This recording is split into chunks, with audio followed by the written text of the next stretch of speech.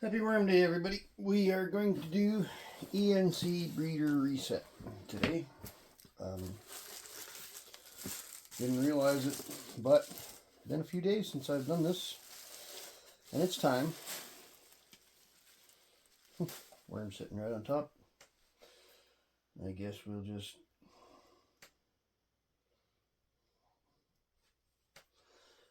I'd have to say that's probably a juvenile. I'm going to put them in here for now.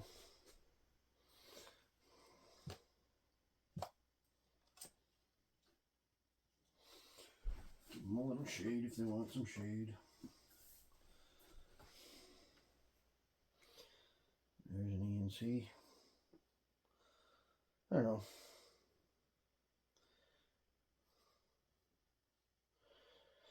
So, lost him. There he is. There, guys. So we're just going to do a reset and a plant of this material into there. Is an ENC breeder. He's got the clitellum. The first one I took out did not have the clitellum.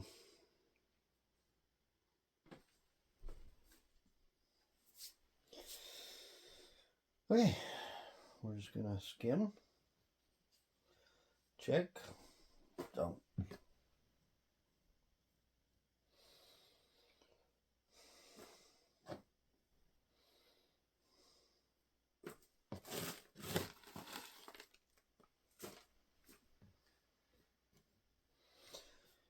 Spin is been doing quite well for me when it comes to making more cocoons. My ENC breeder bin is doing quite well because of it.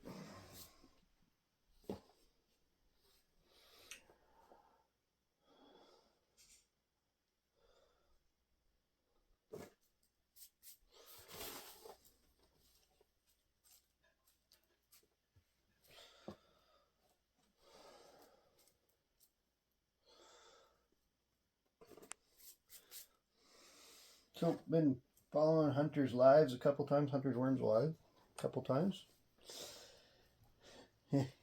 He's got quite a system going down there. He's into everything. He's a mechanic, he's a knife maker, he's a worm guy, he's got chickens, quails, hatching out people's expensive birds.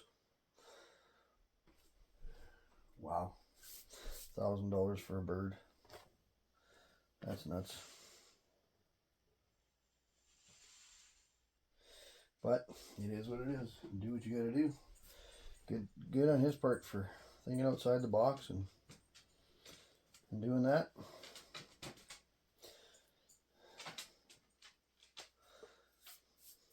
Had an incubator when I was young. Hatched chickens and pheasants. But the pheasants I hatched underneath. I used broody hens because they're a much more finicky thing to hatch, bird to hatch. Come on up. Come on in. Coming in? You can come visit. Nix just came up to check us out. She's visiting. She's a weird little dog. She doesn't come close to me that much.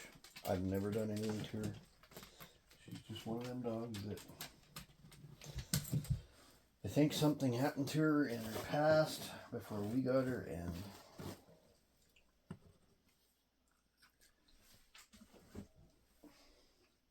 something about me triggers that. We get along great. We have great conversations in the morning. She hears me move, she has to wake up and talk to me and bark at me, and every morning. She's quite a character. So the only reason I'm just taking these, the ones I see out as I go, rather than waiting for them to go down. Might as well just move them, right? And it gives you a little bit of a chance to have a look at the individual worms and see how they're doing.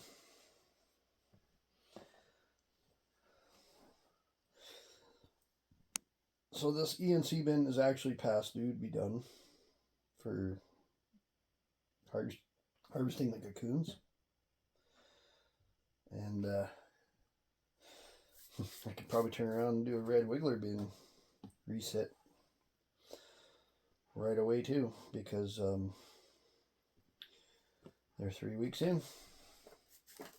Time flies. It's crazy. So sometimes it's hard to tell with all this paper about whether the worms are hiding in it or not. So that's why you kind of have to roll it off and roll it off, and the worms will find them. You'll find the worms because they wiggle, obviously, but night crawlers are fairly irritable. So when you move them around, they get pissed. And they want to get away from you, so they start wiggling and doing their thing, right?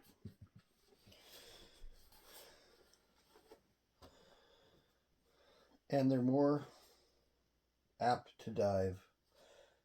Like when they see light, they want to get away from it.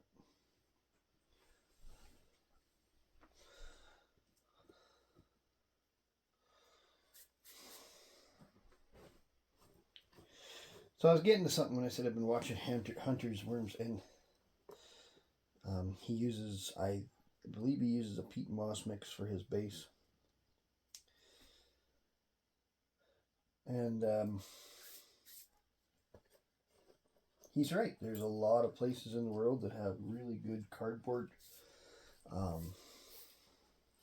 recycling capabilities.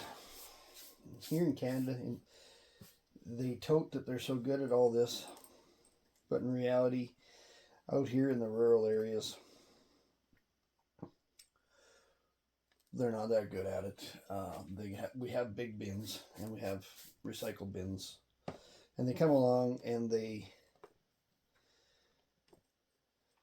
empty out your recycling and they take it in. Now our small recycling bins here in Saskatchewan, in Kincaid, where I live, there you go, guys. There's an onion. They're definitely using it. Oh no, that's not an onion. That's a sweet potato peel. Okay, back to the talk about recycling. Here, we've had times where the recycling truck comes to get your stuff.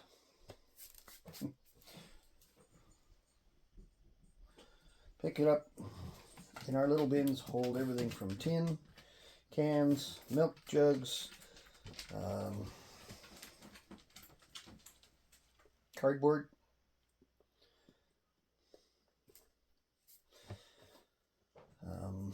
anything along that line. All of your recycled plastics can go into them. They come along, they pick up that whole bin, dump it in a truck.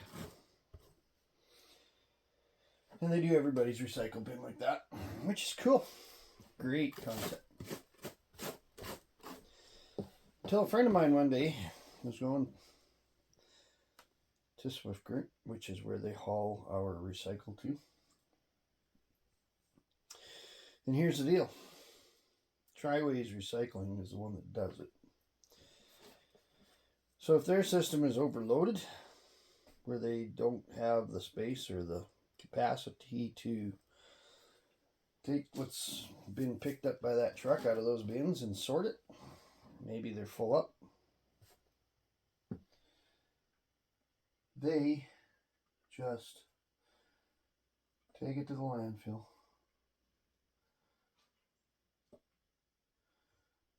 And thus, a good percentage of what we recycle out here goes to the landfill, but they got to haul it 100 miles to do it. We're not allowed to put cardboard in our landfill here. If we do, they don't pick it up. The garbage guy just doesn't even pick it up. We have cardboard bins, like bulk cardboard bins at the municipal office and different places. And they do, that's where our cardboard goes. But again, people have followed that truck straight to the garbage, to the landfill. So as much hype as there is about we're so good at all we do, it is someone like a unicorn. It's a little bit of a mythical creature. And a lot of hype. So, and I'm not recycling every bit of cardboard that comes through my possession. This cardboard is stuff that comes basically through my kitchen. Whether it be Amazon packages or cereal boxes or refreshment can container boxes. And I'll use the term refreshment because someday we'll probably get flagged for saying the word beer. Pop can refreshment boxes. Let's go with pop. We'll call it pop. Anyways, this is what we're dealing with here. And I am sure in a little bit more advanced center, and let's use the term advanced, that it's dealt with better. But here, it's not dealt with that good. So that's why I like cardboard. And use cardboard, and it really helps reduce the amount of stuff I put into my little blue bin that goes. They come around every second Tuesday to pick up these little blue bins, and quite honestly, sometimes it's 2 months, sometimes it's 3 months before I have to put mine out to the curb to get picked up. So putting this through my bin has reduced a lot of my waste. And I'm not preaching. I'm only explaining why I do what I do. And I agree that there should be better use and better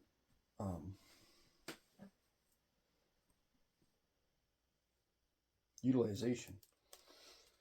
Better utilization of this stuff. Because I could use lots of other things. I am making compost out in my yard, but again, right now, wintertime, compost doesn't really compost that well unless you have it really cooking before winter, and I set mine up late. But I will use compost, especially for my outdoor systems that I want to build. For sure I'll use compost. Oh, there is a baby red wiggler. That guy is going to go into our bedding with the cocoons. This is a juvenile. He doesn't have his clitellum yet, but he's going to go in with the breeders because a few more weeks he'll develop a clitellum and then he'll be a breeder.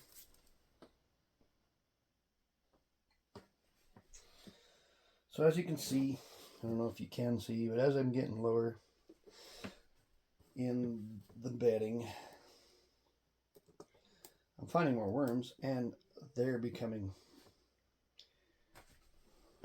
on average, quite a bit more agitated. They're squirming around in the corners. They're looking to get away, but then they turn around and they go back to the bedding because they don't want to get out of the bedding.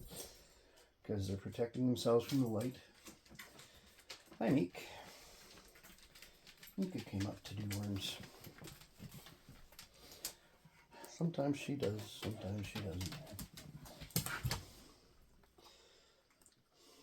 She's a border collie red heeler cross. She used to be my cow dog on the farm, but she's now retired. She'll be 9 or 10 this year, I think.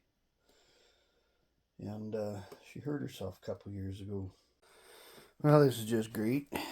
My camera quit videoing somewhere along the line, and we're pretty much done. Okay, there's a bunch of worms in that paper. This guy's off and wandering up by himself. Try to get him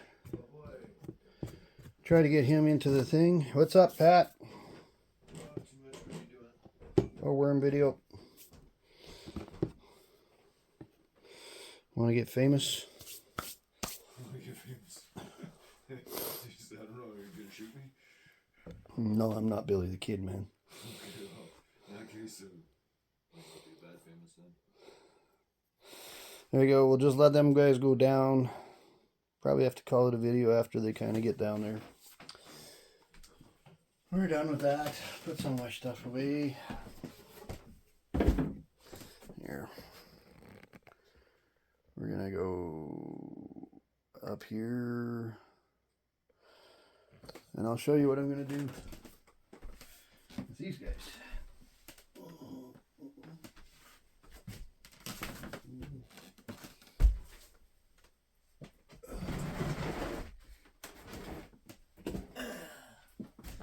Okay, this is my ENC fruit bin, which has also got mature worms in it. So I'm just going to add this material with all my cocoons into this bin, and it's getting full.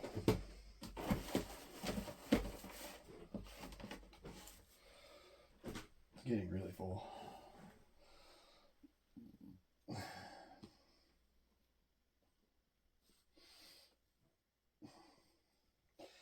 Hence,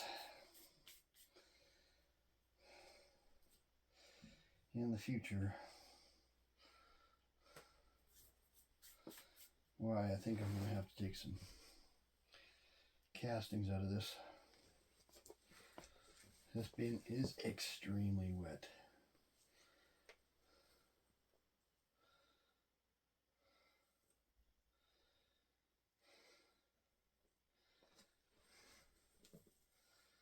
A lot of worms in here. I don't think I should really go too crazy and fluff stuff up too bad because I ain't got the room for it.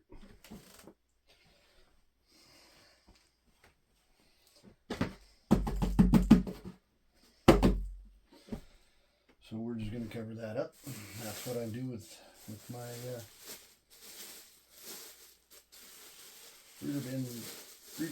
brooder bin castings and cocoons, and so put that down here. How are we looking here? Okay, they're pretty much down. Well, they're below the surface anyway. They're going down. I'm going to cover them up. This guy's going to walk about. See, they're not always happy about this, that's for sure.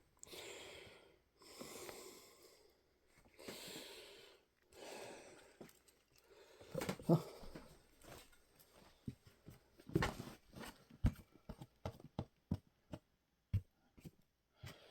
In the bedding, guys.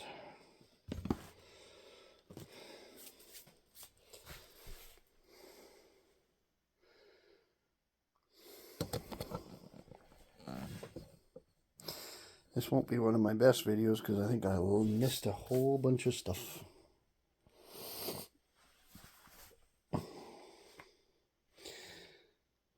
nice big ENC.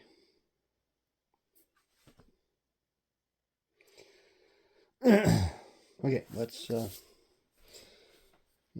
they're in. They're definitely in. So let's do this. Give them that. They like this paper. Another chunk.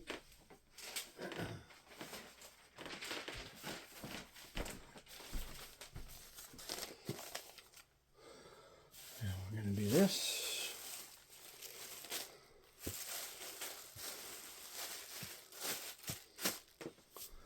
And we're going to do this. I'm going to call it a day. Here's the crazy bugger that's doing all this stuff. Like, subscribe, share if you like what we're doing. Hit the notification bell if you want notifications when we do a new video. And enjoy the day. Happy worm farming. Happy whatever you're doing to make your mind right and make your soils right. This is all about me trying to make my soils right. So you guys have a great day, and we'll talk to you another one.